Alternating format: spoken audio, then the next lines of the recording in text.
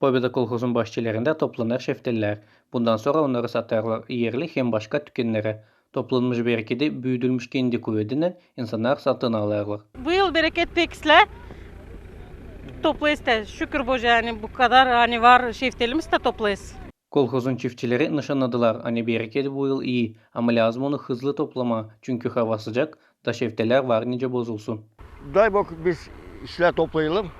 Allah belki bir yardım edecek. Bu anneye de Allah onu biz toplayalım da topunun olmasını ister bu işler. Neyse o bizim turda. İşler işleyeceksin, хорошая заплата будет. Дай Bok yağmurcukta yağsın, o da lazım yağmur. Burada sahip oldu. İşler gider. Azim kadar var hepsi Дай Bok yesin insanlara da insana olsun şeyin da işlesine bütün yürekle. Pobeda kolxozunda var 20 hektar şeftali bahçeleri. Büyüdüler Redhaven çeşidi. Oleg Dologla, Leonid Arfonos, GRT Haberler.